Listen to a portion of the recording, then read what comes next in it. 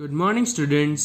In previous video, we have studied about tectonic activities and the various movements of tectonic plates.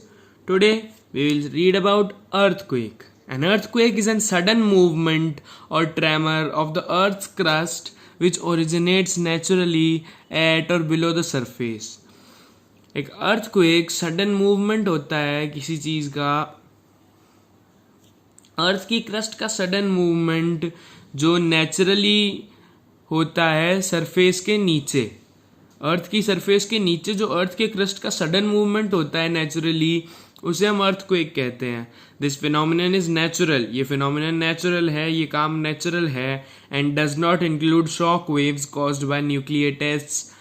और इसमें किसी प्रकार की किसी टाइप की कोई शॉक वेव्स जो न्यूक्लियर टेस्ट से प्रोड्यूस होती है या एक्सप्लोजन से, वो यूज़ नहीं होती, ना ही कोई मेजर ड्रिलिंग से या किसी कंस्ट्रक्शन एक्टिविटी से।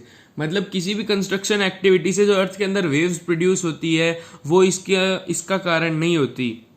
Earthquakes can be caused into two ways. Earthquakes दो वेज में कॉज हो सकता है, दो वेज में हो सकता है। One, they can occur due to violent volcanic eruptions.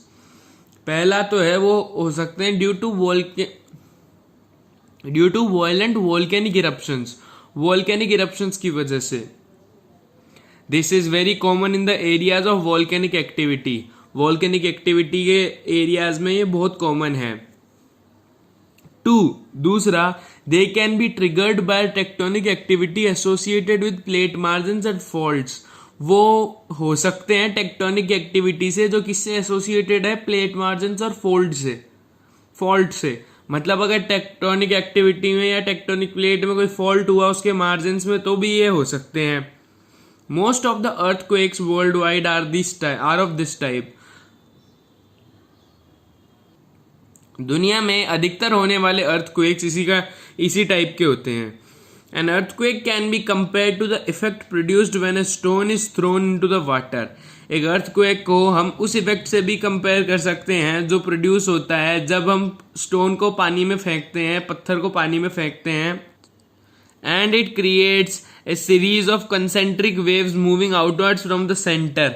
और ये एक सीरीज क्रिएट कर देता है कंसेंट्रिक वेव्स की। मतलब हम देखते हैं जब हम पानी में पत्थर को फेंकते हैं तो उसके आसपास लहरें उठती हैं, उन्हें कहते हैं कंसेंट्रिक वेव्स। तो ये आउटवर्ड्स फ्रॉम द सेंटर से बाहर निकलती हुई, where it hits the water. जहां पर पत्थर ने पानी को छुआ है, जहां पर पत्थर पानी पर लगा है, वहां से वेव्स बाहर की ओर निकलती है।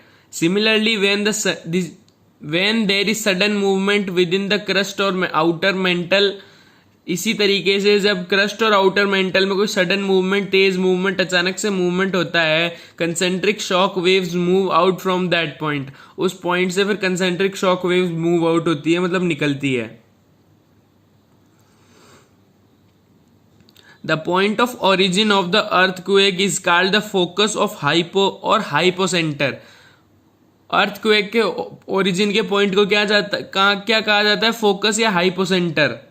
In this point, since this point is often quite deep below the earth, below the surface and difficult to map, लेकिन ये पॉइंट अर्थ के सरफेस के बहुत डीप होता है और मैप करने में, मार्क करने में डिफिकल्ट होती है।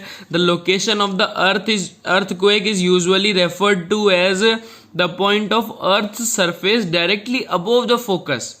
इसलिए अर्थक्वेक की जो लोकेशन हम देखते हैं बाद में, वो कौन सी देखते हैं, उस फोकस के बिल्कुल अबोव जो अर्थ की सरफेस पर पॉइंट है उसे देखा जाता है, और उस पॉइंट को कहा जाता है एपिसेंटर। द मैग्नीट्यूड और strength of the shock waves determine the extent of damage caused. Magnitude और स्ट्रेंथ होती है शॉक वेव्स की, वो ये डिटरमाइन करती है कि कितना डैमेज हुआ है। Obviously, the damage will more in the areas closer to epicenter. ये बात तो तय है कि डैमेज उन एरियाज में ज्यादा होगा जो एपिसेंटर के क्लोज है, बजाय उनके जो एपिसेंटर के दूर हैं। The strength and magnitude of the earthquake is normally measured on the Richter scale.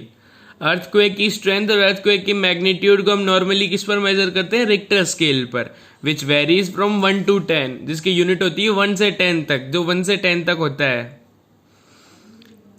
with each succeeding number indicating 10-fold increase in magnitude. एक सक्सीडिंग नंबर पर ये इंडिकेट करता है कि 10-fold इंक्रीज, मतलब मैग्नीट्यूड में उसमें 10 फोल्ड्स की, मतलब 10 यूनिट की बढ़ोतरी हो गई है, इंक्रीजमेंट हो गया है. Hence, an earthquake measuring 7 on the Richter scale will be 10 times stronger than the one measuring 6. इसीलिए जो अर्थक्वेक 7 मेजर कर रहा है रिक्टर स्केल पर, वो 6 मेजर करने वाले से 10 गुना ज्यादा ताकतवर होगा, 10 गुना ज्यादा खतरनाक होगा. When an earthquake occurs in with its epicenter on the ocean floor, जब अर्थक्वेक उसके एपिसेंटर को ओशियन फ्लोर पर लेकर आता है, मतलब जब समुद्र में उसका एपिसेंटर होता है, it triggers huge oceanic waves. तब इसके अंदर ह्यूज ओशियनिक वेव्स, बड़ी बड़ी ओशियनिक वेव्स बना देता है, जिसे कहते हैं हम सुनामी. इसमें टी साइलेंट है इसलिए सुनामीज आएगा, सुनामी कहते हैं.